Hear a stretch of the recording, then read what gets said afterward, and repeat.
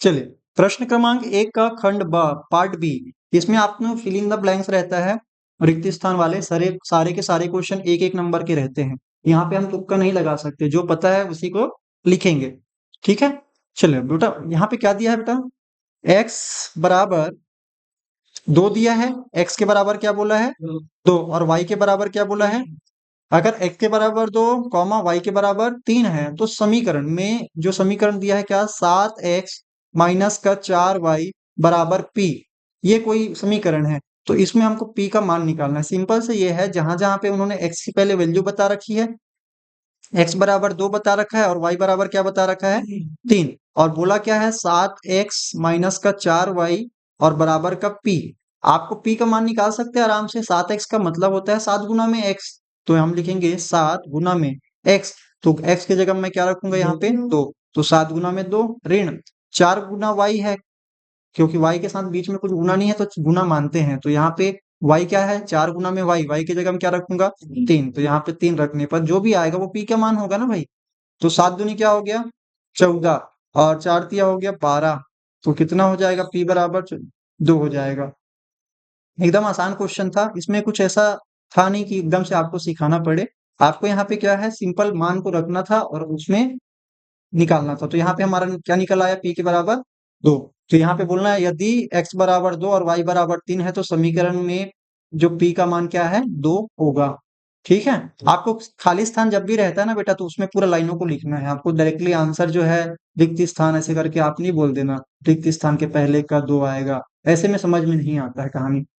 Clear है, तो आपको क्या करना है, थोड़ा सा टाइम जरूर लगेगा, लेकिन आपको पूरा रिक्त स्थान को लिखना है। इससे चेक करने वालों को सुविधा होती है, जितना सुविधा आप उनको दोगे उतना ही कम दुविधा आपको मिलेगी। समझ में आ रहा है, क्या बोला गया है क्वेश्चन में, एक वृत्त के अंतर्गत, सेकंड क्वेश्चन खाली स्थान का, एक वृत्त के अंतर्गत खींची गई सम अष्टभुज, अष्टभुज मतलब 8 भुजाएं, 8 साइड होते हैं जिसके, है ना, जिससे जिसको ऑक्टा बोलते हैं शायद तक, ऑक्टा ऐसे कुछ बोलते हैं। ठीक है, तो जैसे मान लीजिए मैंने एक क्या बनाया, वृत्त बनाया, क्या बनाया, बनेगा कि नहीं बनेगा, नहीं बना, थोड़ा अच्छा वाला बनाते हैं। ठीक है, मैंने क्या बनाया, एक वृत्त बनाया, देखना आप एक बढ़िया से बनेगा। ठीक है, बन गया, ये वृत्त बन गया। अब मुझे क्या बनाना है, इसके केंद्र पर कितने कोण बनाने हैं बेटा, 8 भुज। देखो, सम अष्टभुज, सम अष्टभुज मतलब सम मतलब समान, अष्टभुज मतलब 8 भुजाएं वाला, माता दुर्गा बनाना है, ऐसा लग रहा है अष्टभुज बनाना है, यहाँ पे 8 भुजाएं दिखनी चाहिए। तो आप पंचभुज तो जानते हैं, पेंटागोन जानते हैं, ऑक्टागोन कह सकते हैं इसको। तो अष्टभुज बनाने के लिए, और समान रहने चाहिए, मतलब कितने यहाँ पे लाइनें खींची जाएगी। मैं सिंपल से ही बताता हूँ, जैसे ये है, नहीं हुआ, चलो एक हो गया, यहाँ से मैं ये 2 बोल देता हूँ। ठीक है, और यहाँ से ये 3। समअष्टभुज कहने का मतलब समझ में आ रहा है आप लोगों को क्या बोल रहा है वो। अब एकदम से सीधा नहीं बन रहा है, आप समझ जाना, कहीं थोड़ा सा उठान भी हो रहा है। चलो, अब यहाँ पे बेटा, एक हो गया, 2 हो गया, 3 हो गया, 4 हो गया, 4 ऊपर हो गया, 5, 6, 7, 8।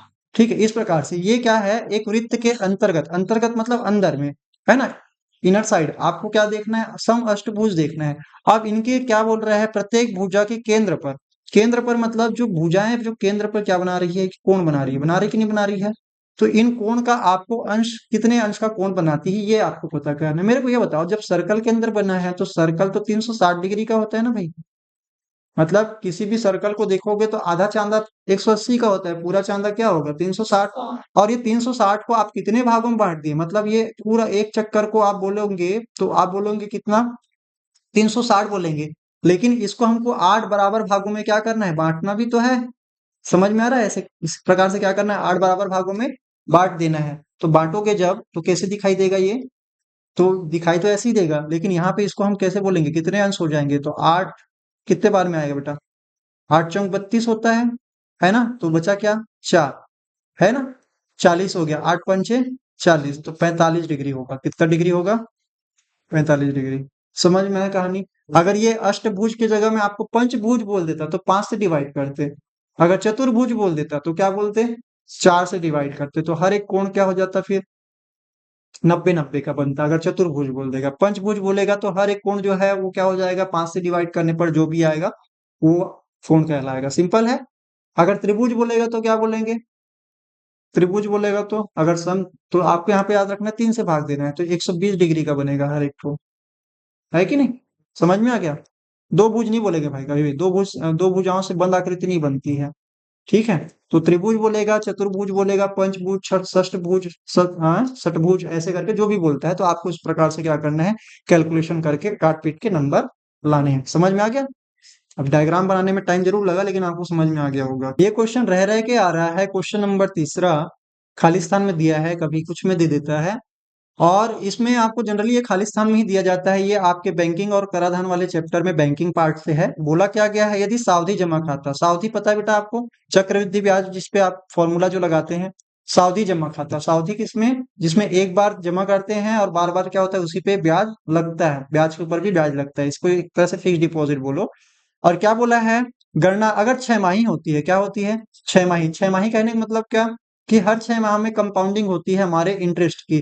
तो उस आधार पे आपको वार्षिक दर, अगर कोई दर दिया जाता है वार्षिक में रहता है तो उसका खाली स्थान लिया जाना चाहिए। क्या लिया जाना चाहिए, वार्षिक दर। अगर मैं बोलूं एग्जाम्पल के लिए, अगर 1,000 रुपए या 10,000 रुपए आपको 6 माही संयोजित होता है ना, और बोला गया है कि वार्षिक दर मान लीजिए 12% है, कितना परसेंट है, 12%, तो आप कितना लेंगे?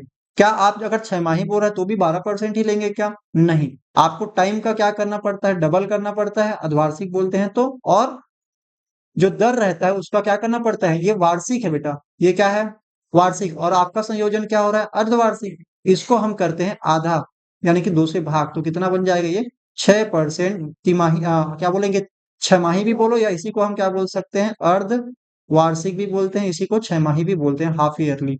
ध्यान रखना। तो जब भी हमारा सावधि ब्याज जमा खाता में ब्याज की गणना अगर 6 माही हो रही है तो समय को हम क्या कर देते हैं, समय को हम कर देते हैं दुगुना, और दर को क्या कर देते हैं, आधा, दर को क्या कर देते हैं। तो ये दो चीजें आपको अच्छे से पता होना चाहिए। क्लियर है? ये कई बार ये दे देता है, क्या बोल देगा कि अगर समय जो है वो उसका हम क्या करेंगे, तो दुगना करेंगे, समय बोलता तो दुगना बोल रहे हैं, और ये दर बोल रहे हैं ना, यहाँ पे दर दर भटकने वाली बात, तो यहाँ पे हम बोल रहे हैं दर है, इसलिए रेट को हम क्या करते हैं, आधा कर देते हैं, यहाँ पे लिख देना आधा। ये क्वेश्चन पहले भी आया हुआ है, इसको आप लिख सकते हैं हाफ। क्लियर? क्वेश्चन नंबर 4 क्या बोल रहा है, 10 90 - थीटा, अरे अरे पूरक कोण वाले हैं ये, है ना? आपको पता होगा इस प्रकार के क्वेश्चन हमने ढेरों बनाए हैं। आपको मैंने एक हेक्सागोन षटकोण वाला एग्जांपल बना, अरे वाह, हालांकि मैं इतना सुंदर नहीं बनाता हूँ लेकिन ये बन गया तो क्या करें। ठीक है, ये षटकोण इस प्रकार से हम बना लेते हैं।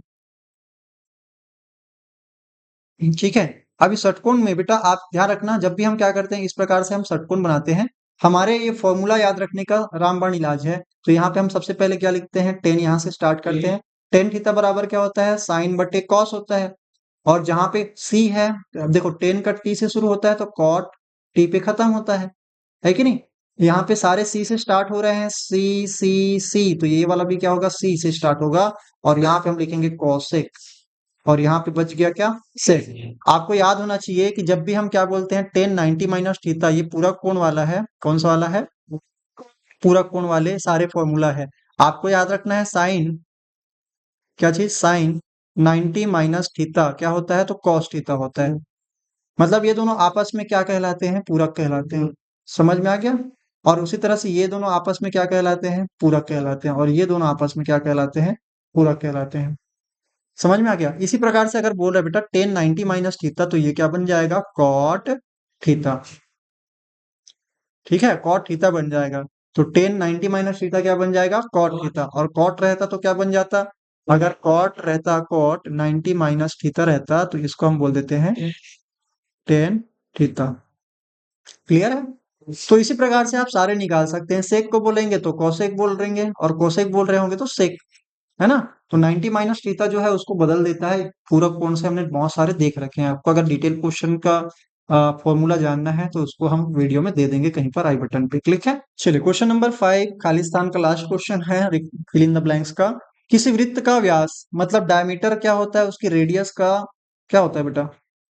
ध्यान रखना क्वेश्चन को एकदम बारीकी से ना, कई बच्चे इसमें ना भले पता रहता है लेकिन फिर भी वो गड़बड़ी करते हैं हड़बड़ी में। क्या बोल रहा है? वृत्त का व्यास उसकी त्रिज्या का, किसका? त्रिज्या का, मतलब जो डायमीटर है, चलो अभी आकृति की जरूरत नहीं मुझे। जो डायमीटर है, ठीक है, वो रेडियस का, किसका? रेडियस। ध्यान रखना बेटा, जब भी हम वृत्त की बात करते हैं तो वृत्त में जब भी एक सर्कल की बात करते हैं, ये तो सर्कल नहीं बना, चलो जो भी एक सर्कल है और ये हमारा सेंटर है, तो इससे जो ये वाला पार्ट क्या कहलाता है? रेडियस कहलाता है ना? त्रिज्या कहलाती है। और त्रिज्या को जब हम अगले छोर में सीधा सीधा पहुंचा देते हैं तो इसको हम पूरे को यहां से लेकर यहां तक को क्या बोलते हैं? व्यास बोलते हैं, डायमीटर बोलते हैं। तो ध्यान रखना, जो त्रिज्या होती है, त्रिज्या का दुगना क्या बनता है? व्यास बनता है। अगर ये शब्द में ऐसा दिया है कि व्यास त्रिज्या की, तो त्रिज्या के क्या होता है? तो त्रिज्या का दुगना होता है। और अगर यही बोलता क्या कि किसी वृत्त का व्यास त्रिज्या, यहाँ पे व्यास ना बोल के क्या बोल देता? त्रिज्या, और यहाँ पे व्यास बोल देता, तो व्यास का क्या होता है? तो यहाँ पे बोलना आधा होता है। बात समझ में है? अगर त्रिज्या ऐसे ना बोल रहा है, अभी क्या बोलेंगे? दुगना है, फिलहाल के लिए क्या बोलेंगे? दुगुना। ठीक है, क्या बोलेंगे? फिलहाल के लिए अभी बोलेंगे दुगना। लेकिन अगर ये क्वेश्चन में घुमा के बोलता है तो आपको घुमा के आंसर देना है। कहने का मतलब पहले दुगना हो रहा है तो अगले बार जब हम क्या निकालेंगे? त्रिज्या निकालेंगे। क्या निकालेंगे? त्रिज्या। तो ये दो गुना में है इधर, तो व्यास का ये क्या हो जाएगा? बटे दो। तो ये त्रिज्या क्या होता है? व्यास का आधा होता है, बटे दो होता है। ठीक है, तो इस प्रकार से आपको क्वेश्चन जो है घुमा के फिरा के भी दे सकता है, तो रेडी रहना है इस चीज के लिए।